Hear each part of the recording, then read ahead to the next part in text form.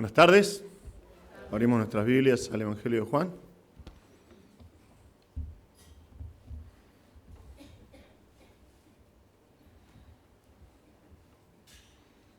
Y si esto funciona, vamos a tener un mensaje. Ahí está. Bien, vamos a orar antes de comenzar. Señor, te damos gracias por este tiempo. Muchas gracias, Señor, por la oportunidad que tenemos ahora de abrir tu palabra.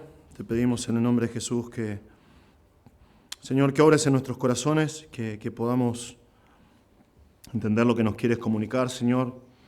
Padre Santo, rogamos que tu Espíritu Santo esté guiándonos a la verdad de tu palabra y que podamos escuchar claramente tu voz hablando a nuestros corazones, Señor.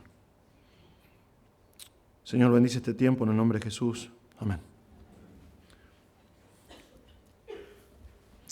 Bien, el 3 de abril de 1817, un zapatero que caminaba por el campo en Gloucestershire, Inglaterra, se encontró con una situación sorprendente. Una joven vestida con ropas exóticas estaba caminando por el medio del campo, perdida o por lo menos desorientada. Y cuando este hombre trató de comunicarse con ella, esta joven comenzó a hablar en un idioma diferente, extraño, imposible de entender para él. Entonces, él buscó a su esposa y la llevaron a la casa de quienes en ese momento vendrían a ser como asistentes sociales o trabajadores sociales que había en Inglaterra, que se llamaba la Casa de los Pobres. Y en este caso, a la casa de un matrimonio de apellido Worrall que la asistió. Ahora, estando en casa de estas personas, de este matrimonio Worrall, esta jovencita seguía hablando en este idioma extraño, comenzó a apuntar a los dibujos que había en el empapelado de la pared, diciendo ananá, obviamente una palabra que se dice de manera completamente diferente en inglés, pero apuntaba a estas frutas y decía ananá, ananá. Entonces estas personas no podían entenderla y consideraron que se trataba de una mendiga. En este caso, mendigar era ilegal, entonces hicieron lo que era correcto en este tiempo, digamos, fueron y la llevaron a un calabozo. Macanuda la gente, ¿no? En ese tiempo. Sin embargo, cuando estaba en este calabozo, hasta que averiguaran quién fuera, había un marinero ahí de nombre Manuel, un marinero portugués, que dijo que reconocía su dialecto y que podía traducirla, y que esta jovencita que estaba encerrada ahí estaba diciendo que se llamaba Carabú y que era una princesa en una isla en el Océano Índico que se llamaba Jabazú. Todo esto es real, Ahora, según este marinero que decía que era su traductor, que oficiaba de traductor, ella había sido secuestrada por piratas y cuando había tenido la oportunidad había saltado del barco justamente en el canal de Bristol y había llegado hasta la costa y por eso estaba en ese lugar. Eso hizo que la situación cambiara por completo. La sacaron automáticamente del calabozo y comenzaron a tratarla como lo que dijo que ella era, una princesa. Comenzaron a tratarla como si fuese parte de la realeza. Nos dicen los registros de la historia que ella actuaba de manera así, como si fuese una princesa. Utilizaba arco y flecha de manera magistral, sabía esgrima, realizaba danzas exóticas y oraba varias veces al día de una manera extraña, tapándose su rostro y hablándole a una deidad que ella llamaba Alá, Talá.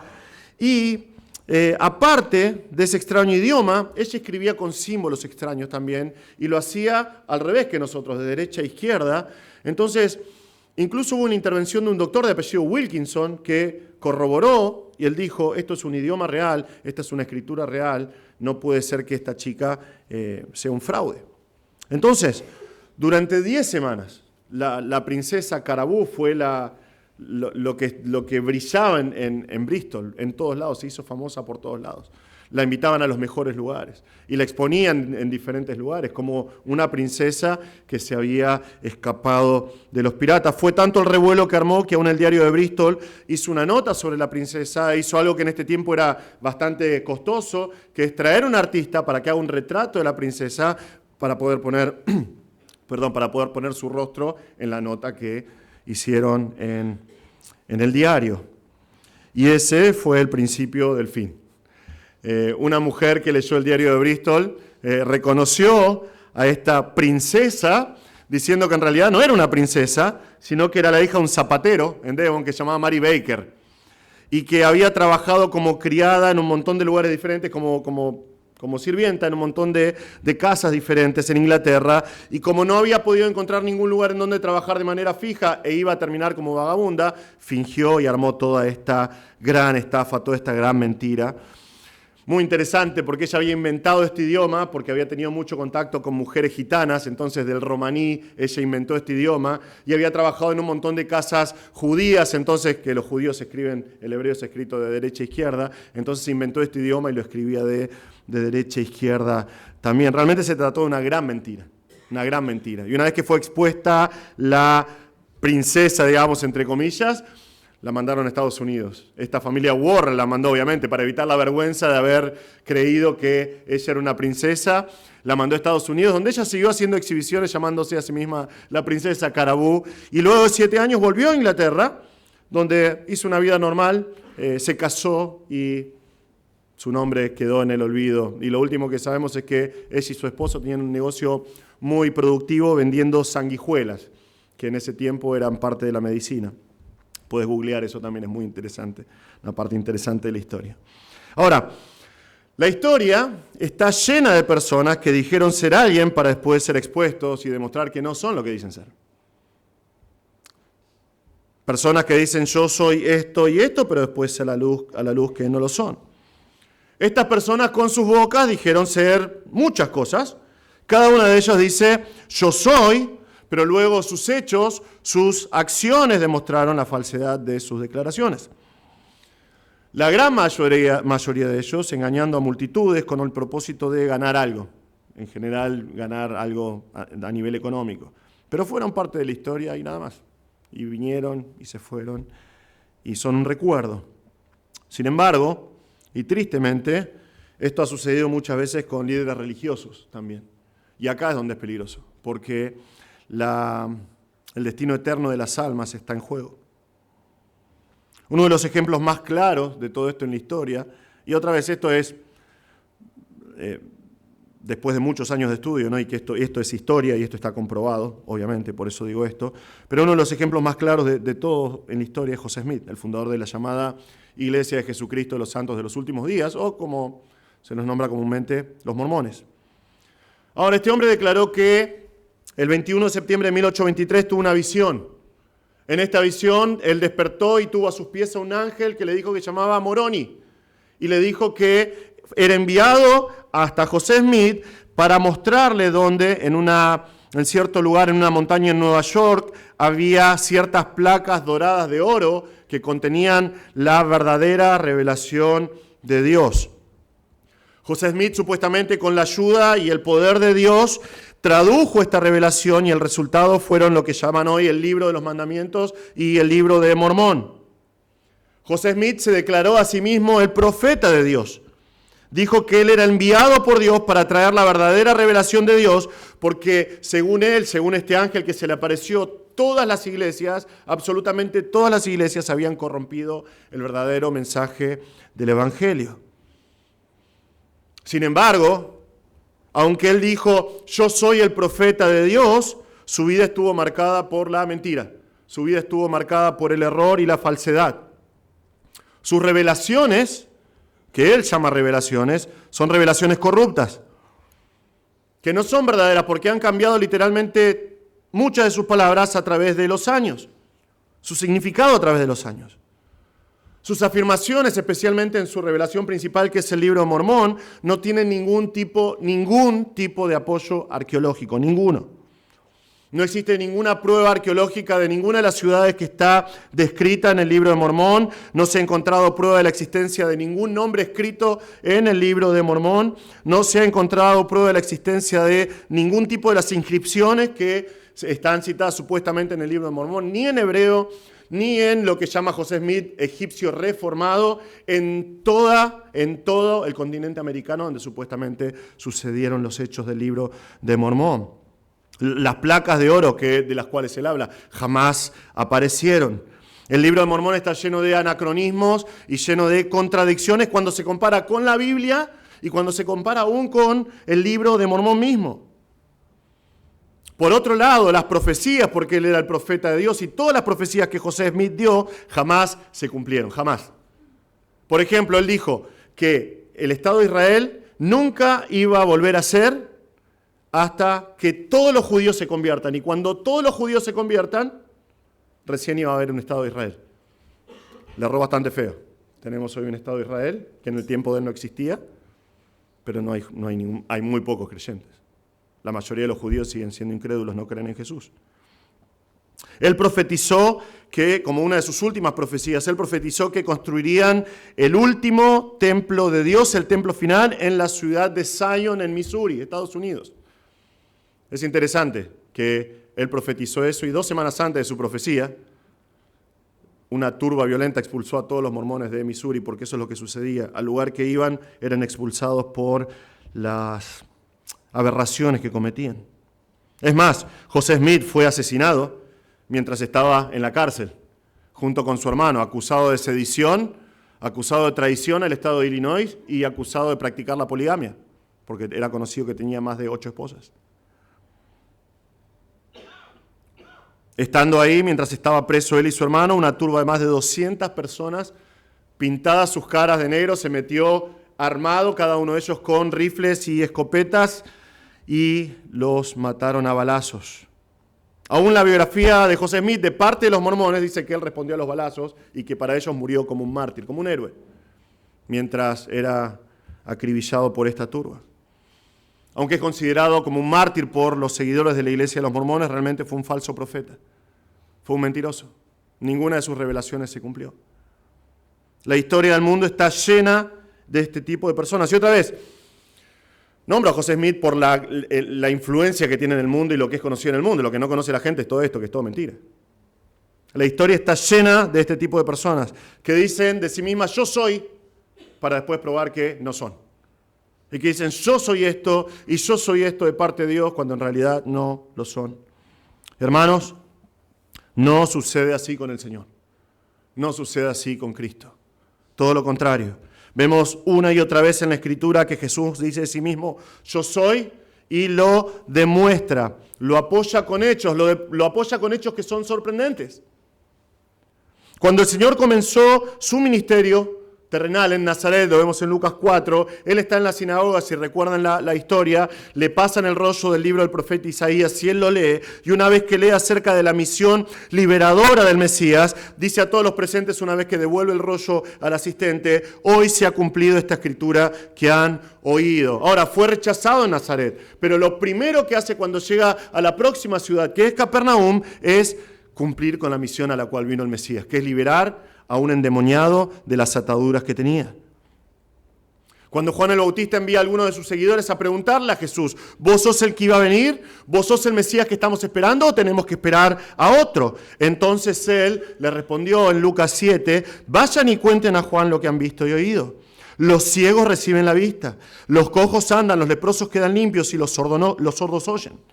Los muertos son resucitados y a los pobres se les anuncia el Evangelio. Y bienaventurado es el que no se escandaliza de mí. La identidad de Jesús, la identidad mesiánica de Jesús, la identidad divina de Jesús está comprobada por medio de sus obras.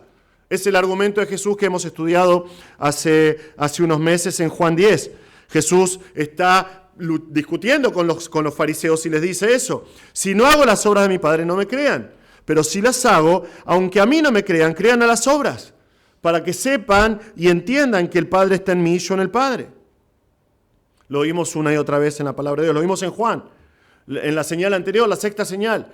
Jesús dice, yo soy la luz del mundo y el que me sigue no andará en tinieblas, sino que tendrá en él la luz de la vida. ¿Qué es lo próximo que hace Jesús? ¿Cómo comprobó que esto es verdad? ¿Cómo demuestra que él es la luz del mundo? Bueno, él agarra a una persona que es ciega de nacimiento y le da la vista. Hace que una persona que nació ciega pueda ver.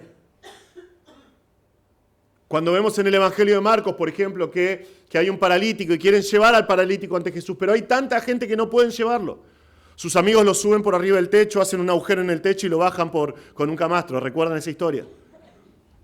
¿Qué hace Jesús? Jesús lo ve y le dice, tus pecados son perdonados. Entonces los fariseos, que había un montón de fariseos rodeando el lugar, dicen, este tipo está blasfemando.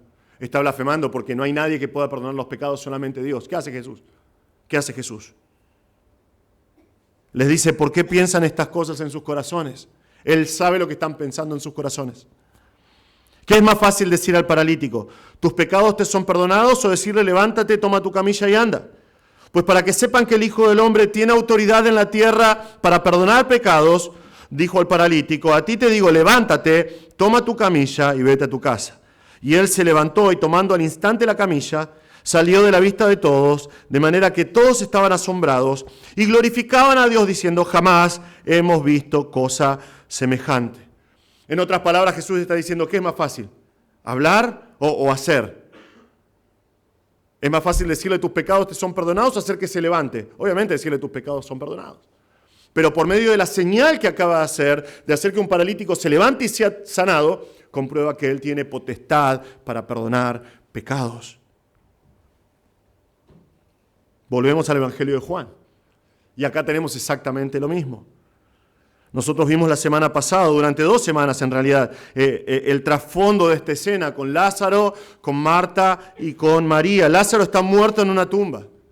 Sus hermanas están llorando por Lázaro, pero Jesús le dice a Marta, yo soy la resurrección y la vida. El que cree en mí, aunque muera, vivirá, y todo el que vive y cree en mí no morirá jamás. Jesús está diciendo acá, yo soy el dador de la vida. Yo soy el que tiene el poder sobre la vida. Yo soy el que puedo levantar y dar vida a la gente después de muerta en este mundo.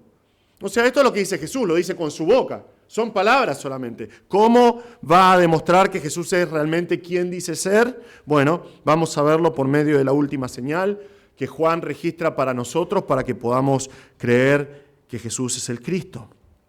Este pasaje va a mostrarnos la 7ª señal de Jesús. Y por medio de la 7ª señal, Juan va a demostrarnos que Jesús es la resurrección y la vida. Lo que dijo la semana pasada cuando estudiamos Juan. Él es el Señor. Él es el dador de la vida.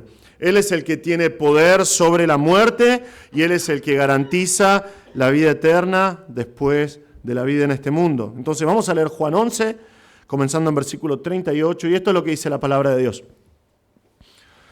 Entonces Jesús, de nuevo profundamente conmovido, fue al sepulcro. Era una cueva y tenía una piedra puesta sobre ella. Quiten la piedra, dijo Jesús. Marta, hermana del que había muerto, le dijo, Señor, ya huele mal, porque hace 4 días que murió. Jesús le dijo, ¿no te dije que si crees verás la gloria de Dios? Entonces quitaron la piedra. Jesús alzó los ojos y dijo, Padre, te doy gracias porque me has oído. Yo sabía que siempre me oyes, pero lo dije por causa de la multitud que me rodea, para que crean que tú me has enviado. Habiendo dicho esto, gritó con fuerte voz, Lázaro, sal fuera. Y el que había muerto salió, los pies y las manos atados, con vendas y el rostro envuelto en un sudario. Jesús les dijo, desátenlo y déjenlo ir. Por esto muchos de los judíos que habían venido a ver a María y vieron lo que Jesús había hecho, creyeron en él. Pero algunos de ellos fueron a los fariseos y les contaron lo que Jesús había hecho. Nosotros vamos a ver en este pasaje de hoy 4 instancias de la 7ª señal. 4 instancias de la 7ª señal. Primera instancia que vemos acá, la discusión de la 7ª señal. La discusión en la 7ª señal. Versículos 38 al 40. Ahora, la semana pasada nosotros terminamos con una de las escenas más tiernas que hay en la palabra de Dios. Realmente. Vimos una última manifestación de humanidad de parte de Jesús. Mientras todas las personas están llorando y llorando audiblemente a los gritos, lamentándose por la muerte de Lázaro, Él se queda en pie frente a la multitud y nos dice, versículo 35, que Jesús lloró. Él está frente a ellos derramando lágrimas en silencio. Entonces, mientras Jesús está ahí, quieto, inmóvil frente a esta multitud, llorando, muchos de los que están ahí dicen, miren cómo lo amaba. Miren cómo amaba de manera entrañable a su amigo Lázaro. Pero hay otras personas que parecen cuestionar a Jesús y no entendemos muy bien la forma en que lo dijeron, pero aparentemente están cuestionándolo y diciendo, ¿no podía que dio vista al ciego, sanar a Lázaro, que era su amigo? Hizo tantas cosas tan grandes y no pudo sanar al pobre Lázaro. Juan nos dice otra vez que entonces Jesús, de nuevo, profundamente conmovido, fue al sepulcro. Entonces, otra vez recuerdan, Jesús totalmente agitado en lo más profundo de su ser. Y si recuerdan esta palabra, significa, describe un caballo cuando está resoplando, cuando está como nervioso. Jesús se dirige hasta la tumba de Lázaro y se queda parado frente a la tumba. Y me gusta mucho lo que dice Juan Calvino. Juan Calvino dice esto: Jesús llega como un luchador, preparándose para la contienda. No debería sorprender que se compunge otra vez, ya que la violenta tiranía de la muerte que tiene que vencer yace frente a sus ojos.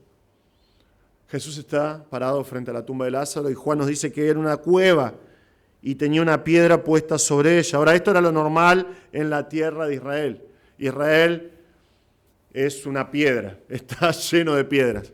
Hay piedras, las montañas están formadas por piedras. Es más, las tumbas son justamente hechas en cuevas o talladas en la piedra, en la cueva, porque vos no podés cavar, porque está lleno de piedras.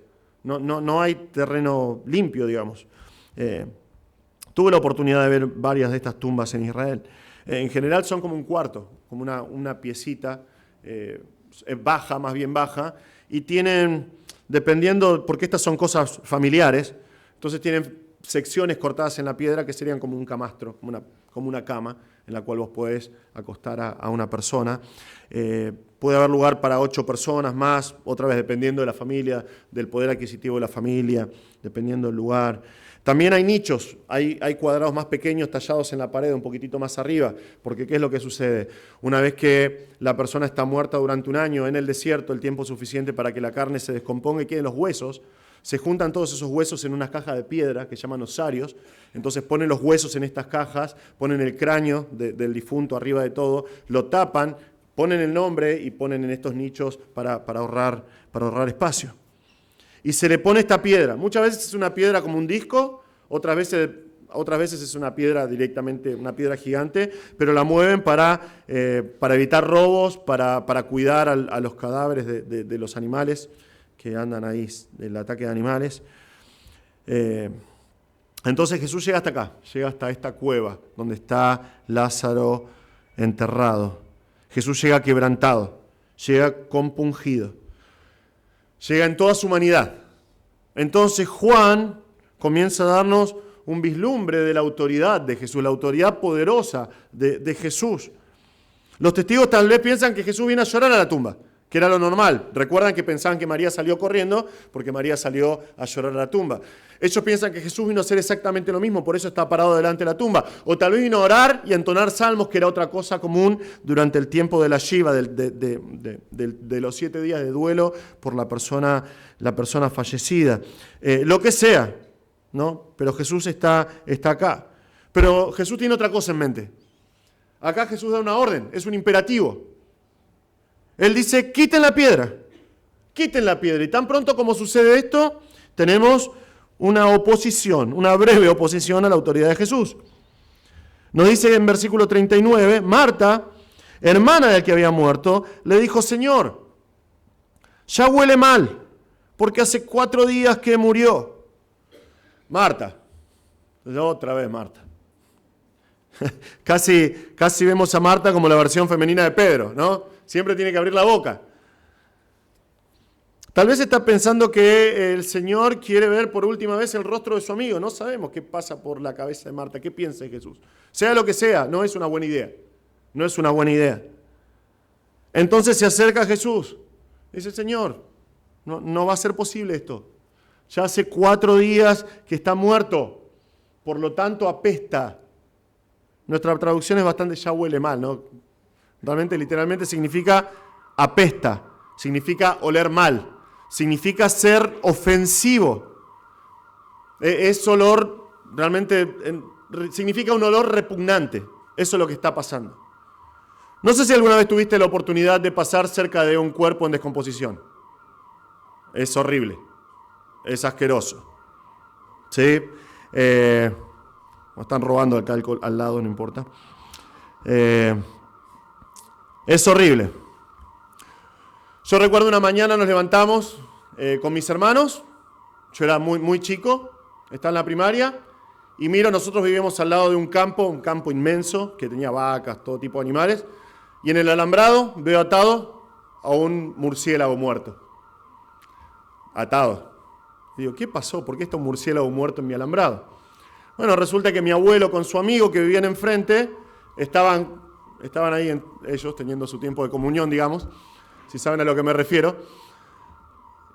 Y empezaron a los manotazos, le pegaron un manotazo al murciélago, pobre murciélago chocó contra el árbol, pum, cayó muerto, y mi abuelo no tuvo mejor idea antes de irse que atarlo al alambrado y dejarlo ahí. Y nosotros con mi hermano estábamos, ¡wow, un murciélago! Y lo veíamos, entonces no tuve mejor idea que agarrar el murciélago y ponerlo en una cajita de plástico y llevarlo al colegio para mostrárselo a todos. Ahora yo hoy pienso, esto es una locura, yo no me morí de rabia o mis hermanos, por la gracia de Dios, pero lo llevé. Y cuando volví ese día, tapé la cajita y lo guardé en mi lugar secreto. Y me olvidé. Y un par de días después me acordé de mi tesoro. Y fui a mi lugar secreto y dije, a ver cómo está el murciélago. E hice esto. Mala idea. Muy mala idea. Fue como una trompada en la cara el olor. No, por días es como que no te puedes olvidar del olor a putrefacción que salía de ese animalito. Ahora estamos hablando de un ser humano que hace 4 días que está muerto bajo el calor de la Tierra Santa. Hermanos, el cuerpo del pobre Lázaro está en pleno proceso de descomposición. Y quiero que recuerden esto no es mitología, esto es historia. Sus neuronas se han muerto hace rato. Sus funciones corporales han cesado. Ya atravesó las primeras etapas de la muerte. O sea, nosotros pensamos siempre en el rigor mortis, ¿no? Que es lo más conocido, que es la etapa de la rigidez cadavérica. Pero esa es la tercera etapa. Antes tenés lo que se llama palis mortis, valor mortis, libis mortis, que es la palidez, el enfriamiento, la lividez. Después el rigor mortis. Ahora el pH, la acidez de su cuerpo ha cambiado, lo que produce la destrucción de todos sus tejidos corporales, internos, externos, la multiplicación de bacterias que normalmente están en el cuerpo, especialmente en los intestinos, comienzan a reproducirse de manera masiva y comienzan a alimentarse. Esas bacterias se alimentan de los tejidos y su metabolismo produce como resultado gases.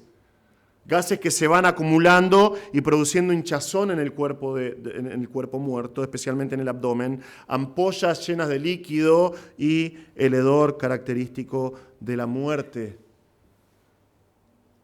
Marta tiene razón. Sus palabras nos muestran una oposición que está fundamentada en la lógica humana.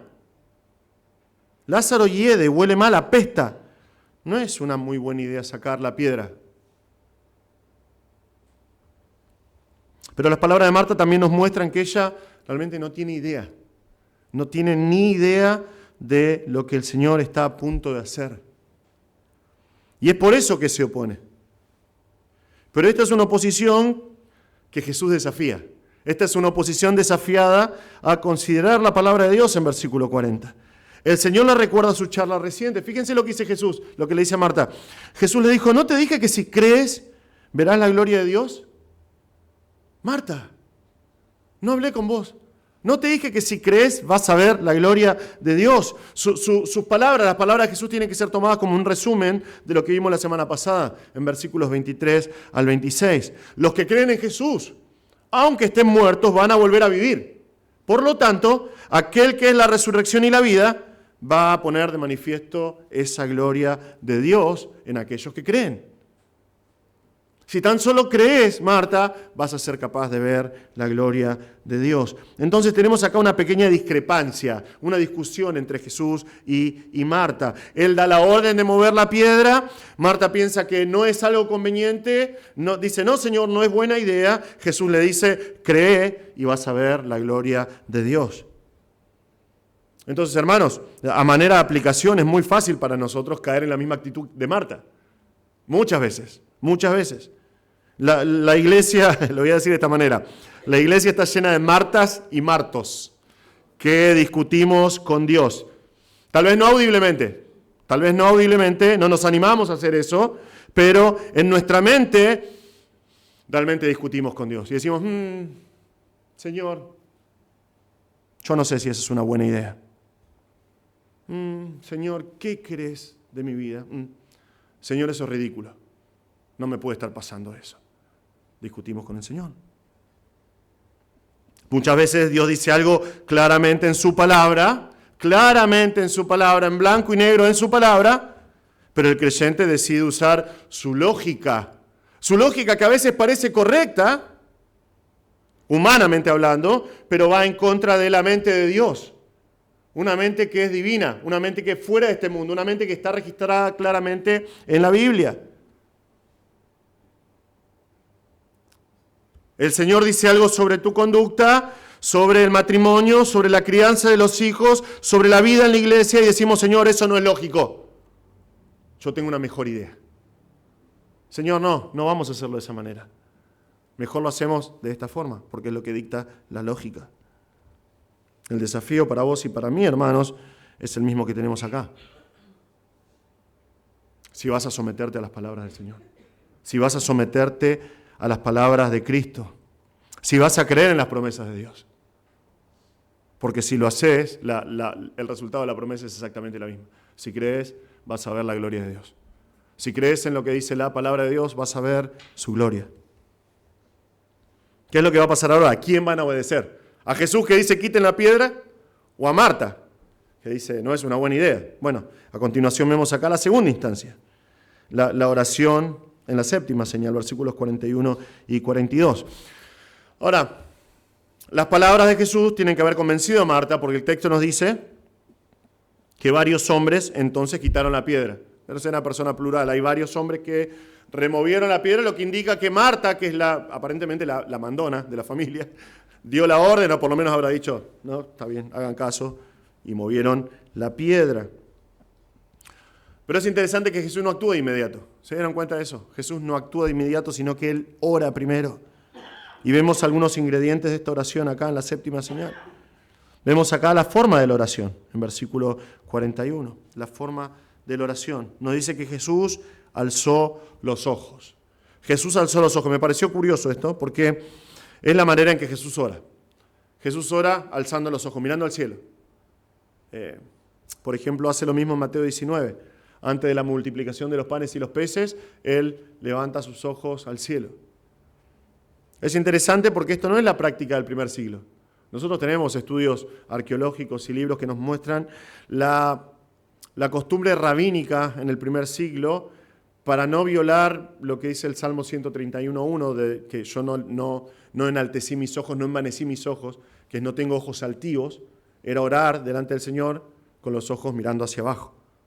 Sin embargo, Jesús lo hace mirando hacia arriba, mirando hacia el cielo, y se cree que lo hacía levantando sus brazos mientras oraba al Padre.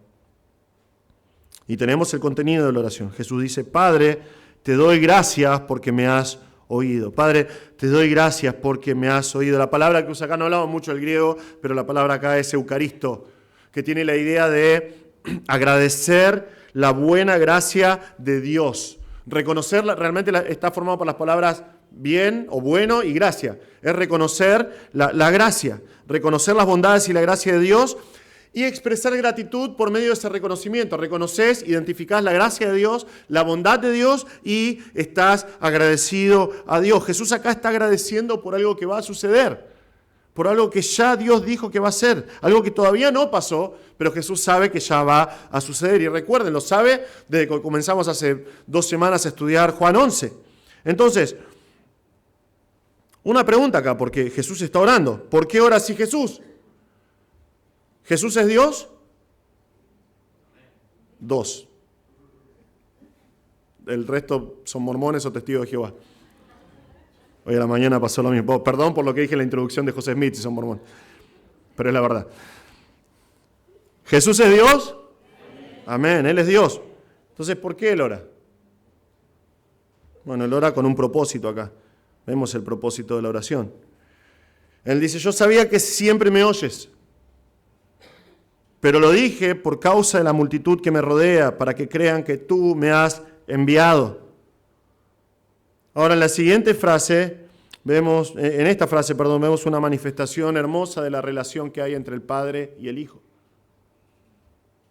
Después de decir gracias, al Padre y decir gracias, reconozco tu bondad, reconozco tu gracia y te alabo, te doy gracias por esto. Él dice, yo sé que siempre me escuchás, siempre, pero estoy diciendo esto que digo por el bien de ellos, porque ellos van a ser testigos de la señal, para que ellos puedan entender que estoy haciendo esta señal porque vos me enviaste al mundo. Es hermoso, es hermoso. Y Jesús, entonces esta frase nos muestra algunas cosas acerca de Jesús. Jesús ya había orado de antemano por Lázaro. Recuerden que Él ya sabe que Lázaro está muerto. Y Él ya ora por Lázaro para que Lázaro vuelva a vivir. Y Él sabe, nos muestra acá, que el Padre le había dado una respuesta. Por lo tanto, Jesús sabe lo que va a hacer, porque ha recibido una respuesta del Padre. ¿Por qué lo hizo entonces? ¿Por qué lo hace otra vez? Para demostrar que siempre actúa en obediencia perfecta al Padre. Para demostrar que Él es el enviado del Padre. Y para que los que están alrededor se den cuenta de esto y puedan decir, Él oró al Padre y el Padre respondió, entonces Él es enviado por el Padre. Entonces puedan creer en Cristo y así pueden ser salvos. Ahora, mientras pensaba y preparaba este mensaje, ¿se dan cuenta de todas las cosas que Jesús está haciendo al mismo tiempo? Está pensando en su amigo que está muerto, está pensando en consolar a María y a Marta, está pensando en la salvación de las personas que están ahí, que están a punto de creer. Está haciendo todas estas cosas a la vez, pensando en el bienestar espiritual de las personas que lo rodean. Qué precioso que es el Señor. Qué mente tan sublime. Ahora, hermanos, ¿cuánto nos enseña el Señor en este pasaje? ¿Cuánto nos enseña y cuánto nos desafía a nosotros? Porque si Jesús oró al Padre, siendo Dios, ¿cuánto más nosotros debemos hacerlo? ¿Cuánto más nosotros tenemos que tener una vida de oración constante? Y lo digo porque es una de las cosas más difíciles de seguir de manera constante por el creyente. Estadísticamente hablando, y viendo otra vez encuestas y estadísticas, es una de las cosas que más le cuesta al creyente tener una vida de oración constante al Padre. Y en esto lo digo un poquito a manera de testimonio personal también. Porque he visto pastores, yo mismo siendo pastor, que el pastor sabe que cada 7 días va a predicar. Y tiene su tiempo para preparar la palabra de Dios y no importa que se caiga al mundo, esos tiempos de estudio van a ser tiempos de estudio. Sin embargo, por cualquier cosa, por cualquier motivo, cualquier distracción te saca de tu tiempo de oración, cualquier cosa. Es muy difícil mantener una vida de oración constante. Jesús nos deja un ejemplo bien marcado acá. Él reconoció la palabra de Eucaristo, Él reconoció la bondad de Dios, la gracia de Dios y agradeció al Señor orando. Es un buen modelo para orar al Señor. Es un buen remedio, la oración es un buen remedio contra la ingratitud. Muchas veces personas viven ingratas sin agradecer al Señor y es justamente por falta de este tipo de oración precisa al Señor. Por falta de reconocer las cosas que el Señor constantemente está haciendo en nuestras vidas, que son una manifestación de su bondad y de su gracia para con nosotros y nuestras familias.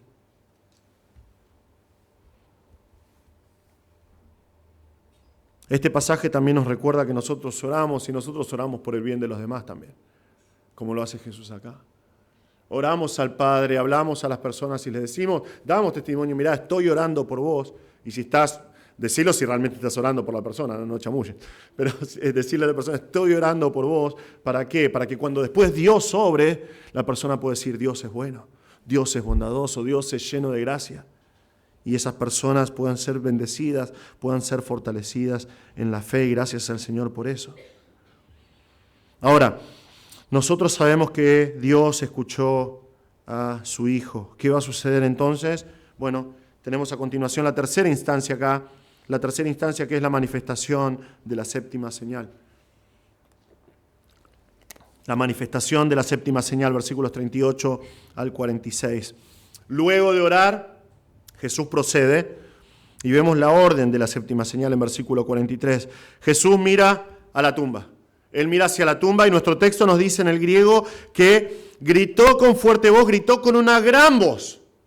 Él gritó con una gran voz, o sea que esto no fue un Lázaro, salí si querés, no.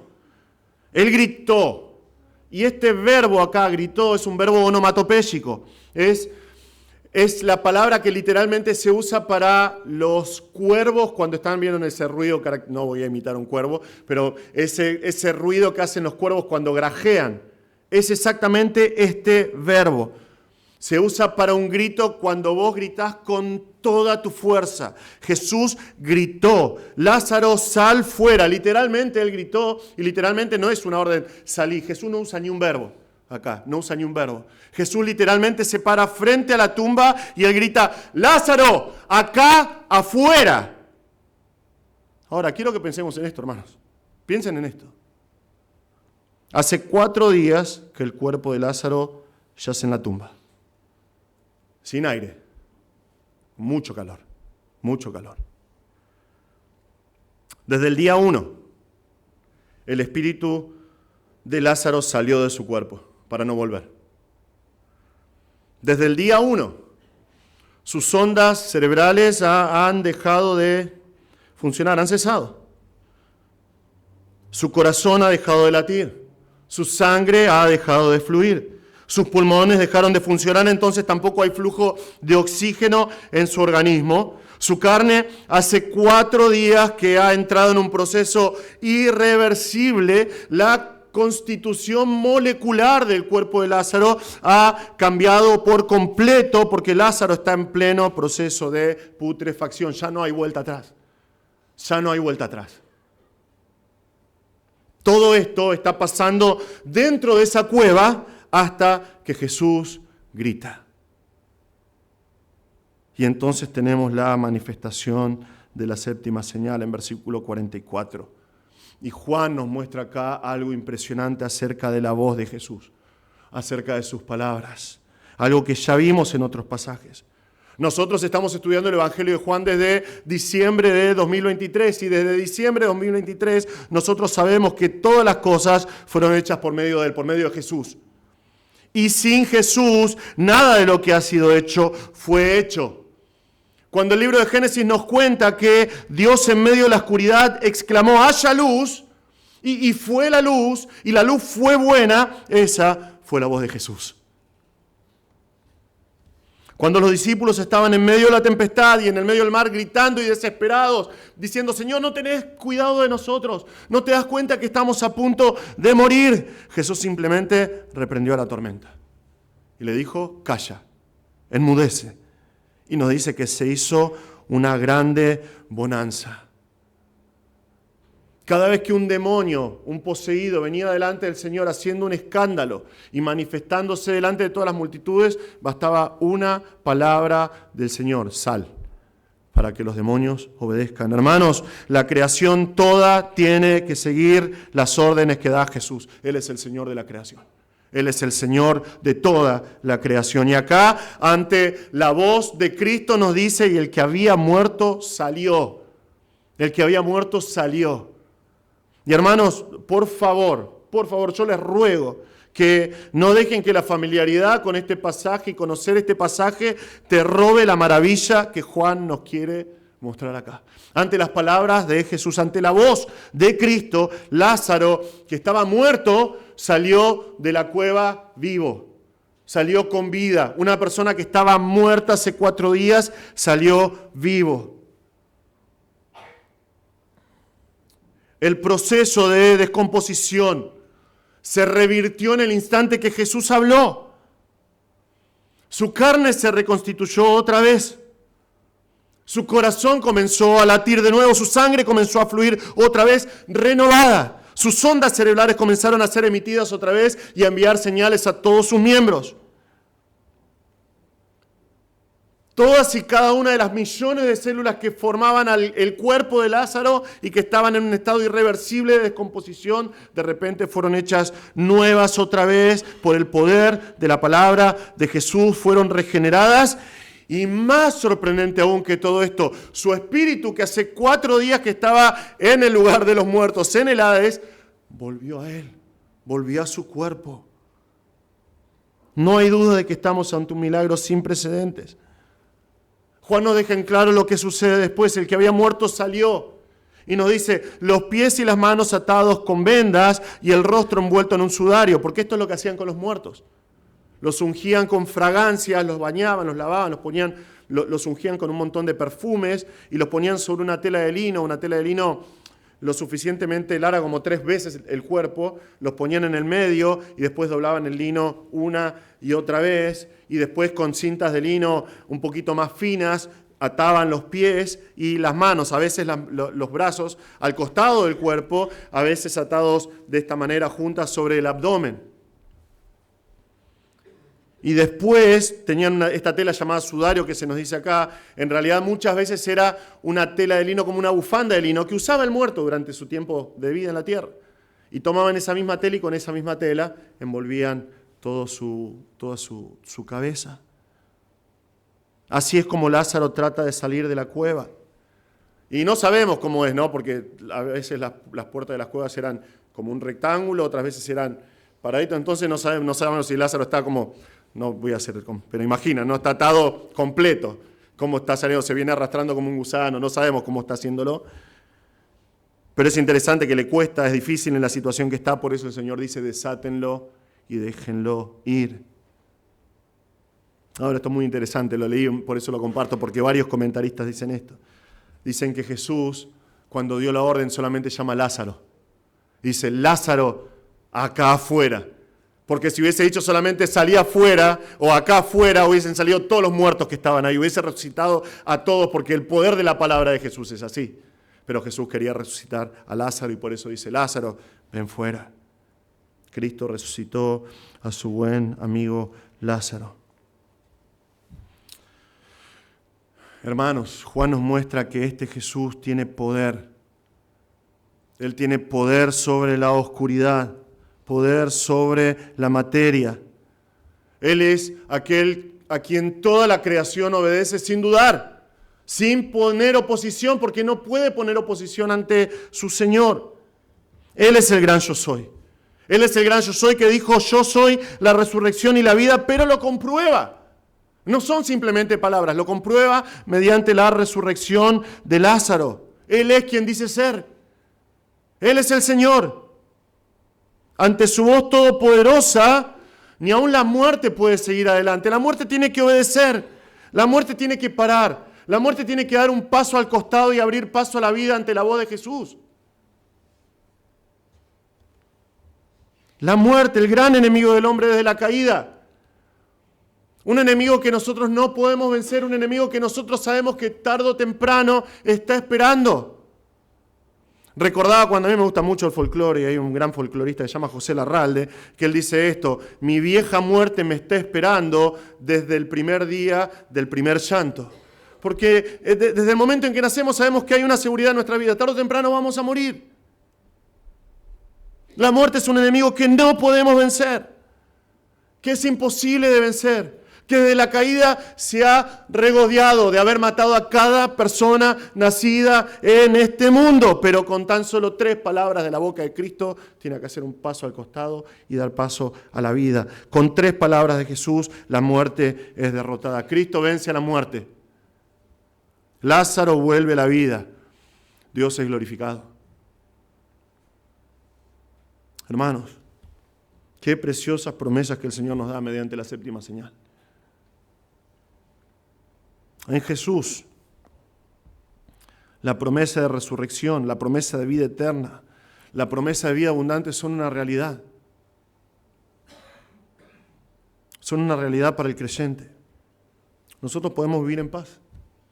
Nosotros podemos vivir confiados. Nosotros podemos compartir estas verdades con otros. ¿Por qué? Porque son una realidad que Jesús comprobó por medio de hechos. No son mitos y leyendas, son historia. Son una realidad. Para nosotros nuestra fe es sinónimo de seguridad. Se nos dice que hace muchos años atrás Billy Graham estaba enseñando una clase a un montón de creyentes y les dijo esto. Un día ustedes van a escuchar que Billy Graham se murió. No les crean. Yo nunca morí. Ese día yo voy a estar más vivo que nunca, porque voy a estar en la presencia del Señor. Y es exactamente lo que pasa con nuestras vidas, hermanos. Damos gracias al Señor por la seguridad de salvación completa que tenemos en esta vida y para siempre solamente en Cristo, porque Él lo prometió. Pero este pasaje también nos recuerda algo muy importante para nosotros mientras andamos por este mundo, que es el poder que tiene la palabra de Cristo. el poder que tiene la voz de Cristo. Hermanos, cuando nosotros leemos la Escritura, cuando nosotros escuchamos la Escritura, cuando estudiamos la Escritura, cuando meditamos la Escritura, cuando escuchamos la palabra de Dios predicada expositivamente, escuchamos la voz de Cristo. Y esa voz tiene poder. Esa voz tiene poder. No tenemos que menospreciar el hecho de que tenemos nuestras Biblias en nuestras manos. Porque es por medio de la Escritura que podemos escuchar claramente la voz de Cristo. Es la razón por la cual Pablo, cuando se despide de los ancianos de Éfeso, lo último que les dice en Hechos 20:32 es: yo los encomiendo a Dios y a la palabra de su gracia. ¿Por qué? Porque es poderosa para edificarlos y darles herencia entre todos los santificados. Es la palabra de Dios que tiene poder, hermanos, y lo vemos acá. Cristo simplemente dijo: Lázaro acá afuera, y Lázaro, que había muerto por 4 días, sale a la vida. El poder que hay en la palabra de Dios. La palabra de Dios tiene poder. La palabra de Dios tiene poder. Esta semana, creo que fue la semana anterior, leí una frase de Sugel Michelin, el pastor muy conocido, que él dijo: no te olvides que el universo es un recordatorio de lo que puede suceder cuando Dios habla. Porque es lo que dice el libro de Hebreos. Por la fe creemos que el universo entero fue creado simplemente por la voz de Cristo. La palabra de Dios tiene poder, hermanos. La palabra de Dios tiene poder para transformar tu vida, tu familia, tu matrimonio, tu juventud, tus ministerios, cada área de tu vida. Todo puede ser transformado por la palabra de Dios, todo.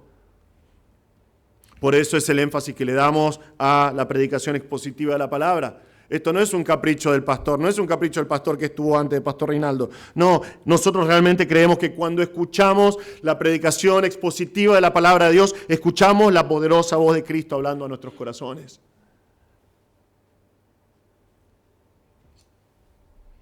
Es nuestra responsabilidad, hermanos, tener una relación saludable con la palabra de Dios, meditando en la palabra de Dios, estudiando, conociendo lo que dice la palabra de Dios.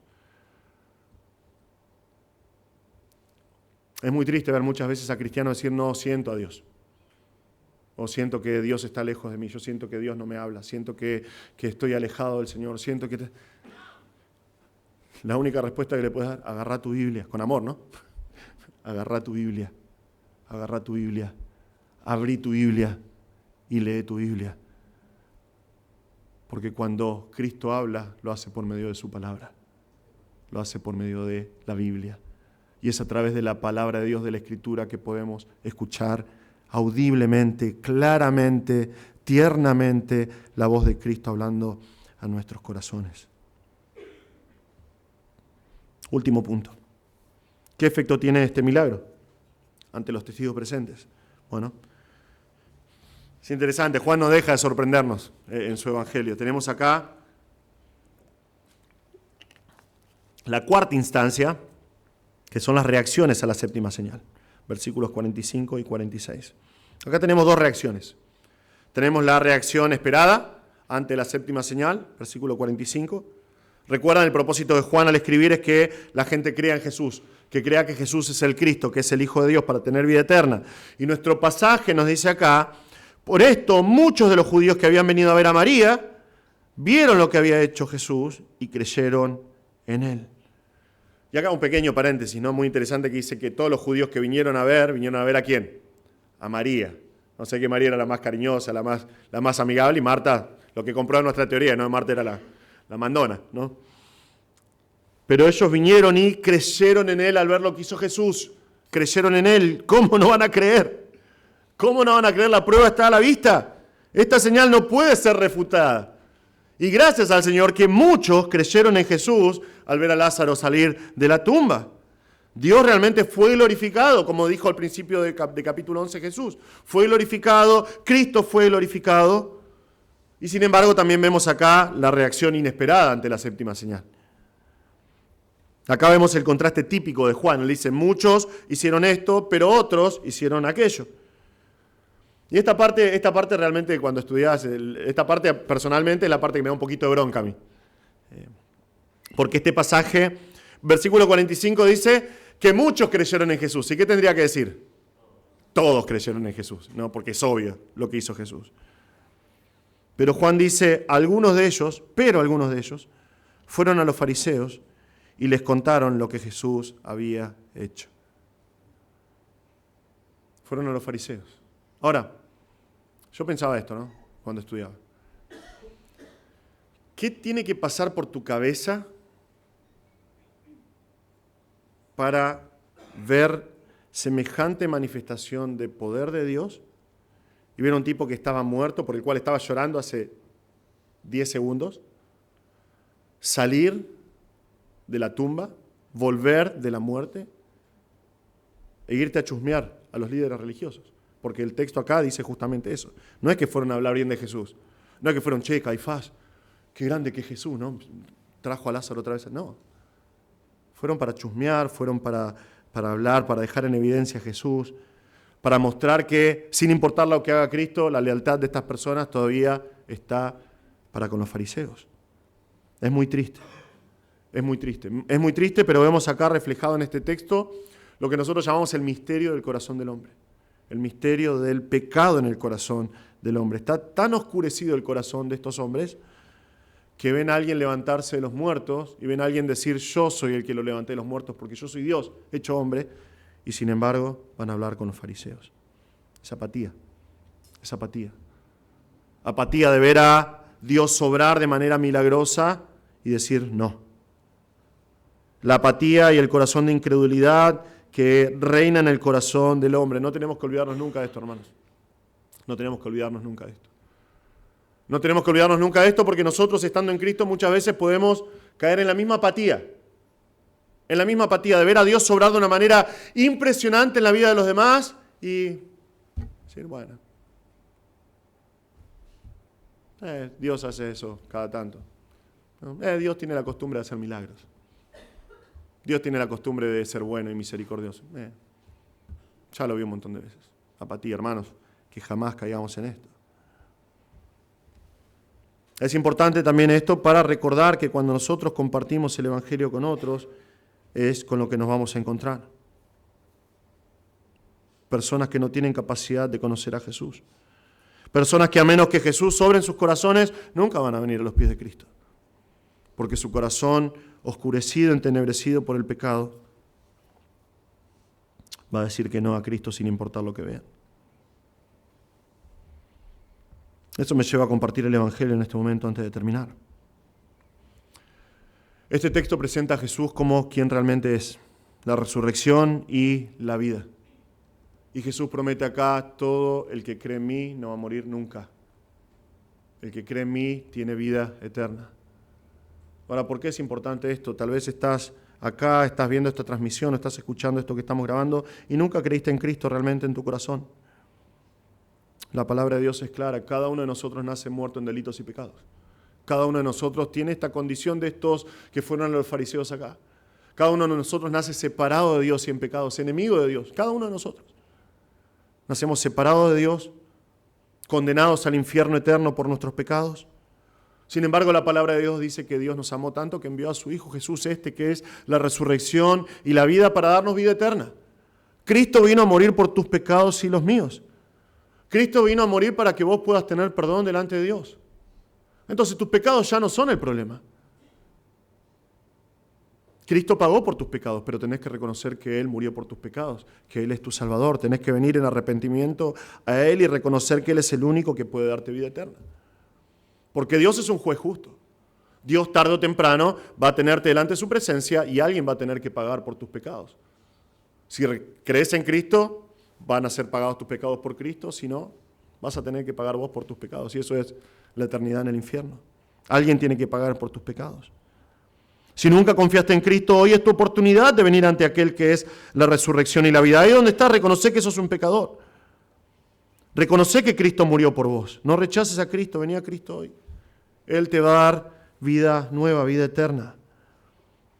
Cristo vino a morir en una cruz, fue enterrado y resucitó para que vos puedas tener la vida eterna. Una vida que es mucho mejor que la de Lázaro. Porque Lázaro acá volvió de la muerte, pero ¿sabes qué? Lázaro murió otra vez. Lázaro está esperando la vida eterna otra vez ahora en este momento. Está esperando la resurrección, la última resurrección. Pero si venís a Cristo hoy, Él promete darte perdón y vida eterna. Vení a Cristo hoy, no lo rechaces. Vení a Cristo. Ahora, ¿te imaginas la escena, vamos a decir, la escena post-créditos después de la séptima señal? Nosotros nos gusta ver películas de superhéroes con mis hijos, ¿no? Y siempre nos quedamos hasta el final porque siempre hay una escena más de escenas post-créditos.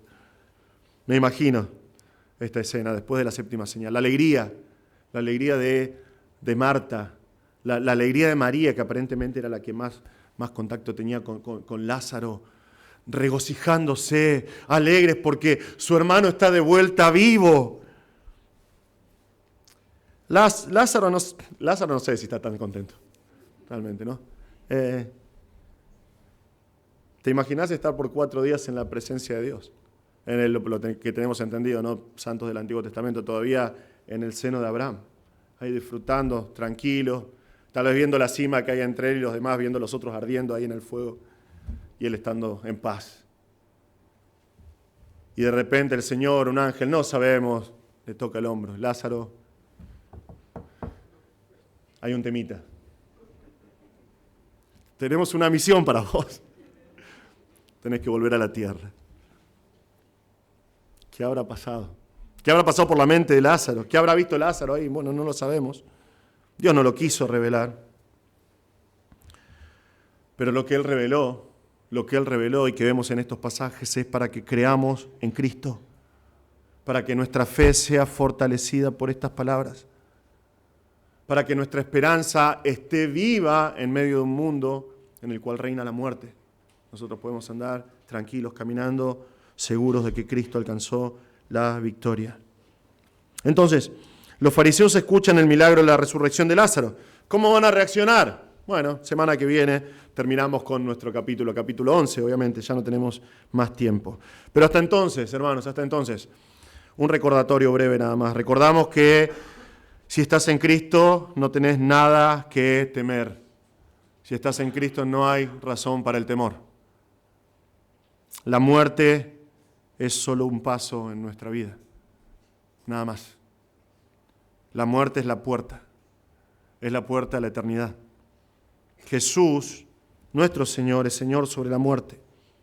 Y no solamente eso, Jesús con su muerte venció a la muerte, porque es lo que nos dice Apocalipsis 1, 17 y 18. Jesús dice, no temas, justamente a Juan se lo dice, no temas, yo soy el primero y el último, y el que vivo y estuve muerto, mas he aquí que vivo por los siglos de los siglos, amén, y tengo las llaves de la muerte y de el Hades, porque Él venció a la muerte, Él es Señor sobre la muerte y por eso Él tiene las llaves de la muerte y el Hades. No tenemos que temer, no tenemos que temer. Un día vamos a escuchar la voz de Cristo. Si Jesús tarda, vamos a escucharlo y vamos a estar vivos y vamos a escuchar esa voz. Si Jesús no tarda, si Jesús tarda, vamos a experimentar lo mismo que Lázaro. No en una cueva, pero bajo tierra. Pero vamos a escuchar su voz. Vamos a escuchar su voz, porque es lo que nos promete 1 Tesalonicenses 4. El Señor mismo con voz de mando, con voz de arcángel y con trompeta de Dios, descenderá del cielo y los muertos en Cristo resucitarán primero. Entonces, si tarda, bueno, vamos a experimentar eso. Muertos, vamos a ser levantados.